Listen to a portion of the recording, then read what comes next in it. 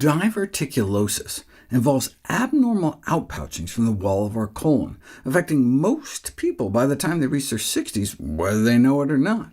In as many as 10 to 25% of individuals, these outpouchings can become inflamed and turn the diverticulosis into diverticulitis, resulting in hundreds of thousands of ER visits and hospitalizations, and sometimes even leading to perforation of the colon, which may have a fatality rate as high as 1 in 5. But it wasn't always like this. Diverticulosis only became a problem in the 20th century. What is now a massive epidemic didn't even start showing up in medical textbooks until 1920.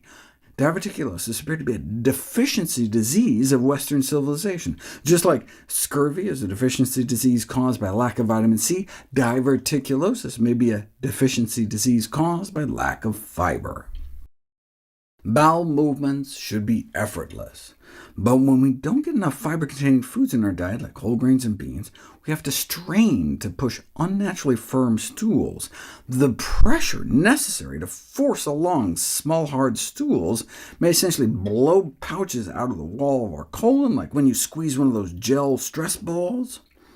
As we got better and better refining grains and stripping away the fiber, diverticulosis rates shot up to epidemic levels. What about populations like those in rural Africa, where they were eating up to the triple-digit grams a day that we as a species were meant to get, based on Paleolithic diet estimates and paleo-poo fossilized feces? Diverticulosis remained almost completely absent in areas that continued to center their diets around whole plant foods, the only foods where fiber is found in abundance. So just like heart disease, the #1 killer in the United States, and was virtually unknown in rural Africa, diverticulosis was also virtually unknown, where it's the most common disease of the colon here and around the westernized world. Migration studies prove it's not some genetic racial difference either.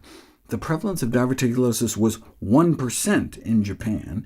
At the same time, it was 50 times higher in Japanese people who started eating and living like Americans.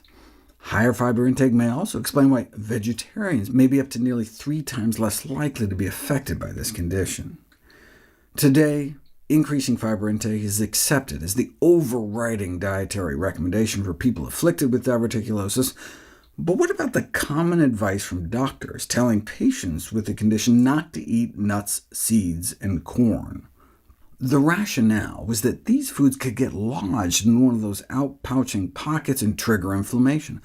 But the myth that we should avoid eating nuts, corn, popcorn, and seeds to prevent episodes like diverticulitis has been debunked with modern data. In fact, Harvard researchers looked into this and actually found protective associations between nut and popcorn consumption and risk of diverticulitis. So doctors should be telling patients with diverticulosis that they can eat nuts, corn, and popcorn without fear. Advice echoed by Harvard, by the Mayo Clinic, and the Cleveland Clinic, where the avoidance advice was identified as the #1 myth. A healthy, high-fiber diet is actually the best medicine against diverticulitis, and nuts and seeds certainly fit the bill. In fact, increasing dietary fiber intake should be seen as a major public health issue that may have a dramatic beneficial effect in diet-related diseases and deaths in general. In other words, eat more plants.